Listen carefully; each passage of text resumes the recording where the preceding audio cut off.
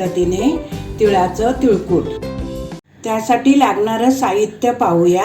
इथे मी काळे तीळ घेतलेले आहेत, ते लांब काळे तीळ असतात ना ते घेतलेले आहेत। ते आपण ना 2 वाट्या घेतलेले आहेत आणि 1 वाटी सुकं खोबरं घेतलंय किसून, 4 मोठे चमचे लाल तिखट घेतलेलं आहे, चवीपुरतं मीठ आणि 30 ते 35 पाकळ्या लसूण घेतलेले आहेत।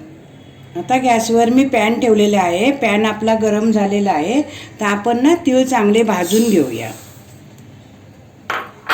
तीळ भाजताना आहे ना गॅस स्लोच ठेवायचा आहे आणि तीळ असे छान असे ना सारखे सतत ढवळत राहून ना व्यवस्थित आपण ना भाजून घेऊया। आपले तीळ आता भाजून झालेले आहेत। तीळ भाजले कसे समजायचे, तीळ भाजताना आहे ना भाजत आले ना की असं तडतड आवाज येतो, मग आपले तीळ भाजले समजायचे। आता आपण हे थंड करण्यासाठी एका प्लेटमध्ये काढून घेऊया।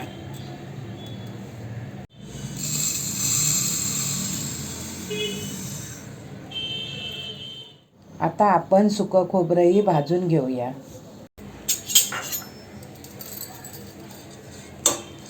खोबरं जास्त पण भाजायचं नाही आहे, लालसर नाही करायचं आहे, थोडं गरम होईपर्यंतच भाजून घ्यायचं आहे।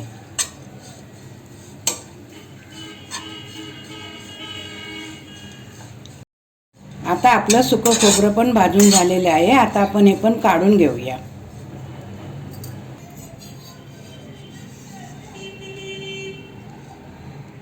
आता आपण यात लसूण पण थोडी गरम करून घेऊया।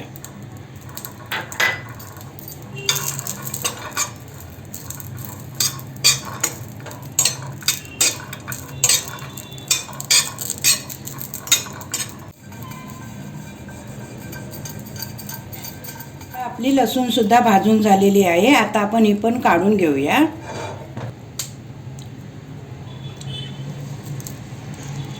आता हे मिश्रण पूर्णपणे थंड झाल्यानंतर आपण मिक्सरला लावून घेऊया।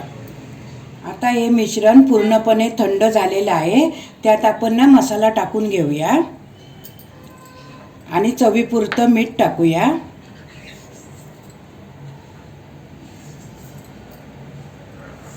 आणि व्यवस्थित आहे ना हाताने असं मिक्स करून घेऊया।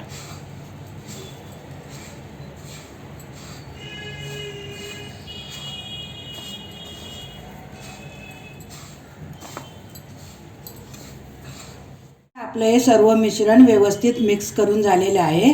आता हे आपण ना एका मिक्सरच्या भांड्यात टाकून जाडसर अशी आपण चटणी वाटून घेऊया। आता आपलं मिश्रण आहे ना हे बघा असं जाडसर असं वाटून झालेलं आहे। आता आपलं मालवणी पद्धतीने तिळाचं तिळकुट तयार आहे।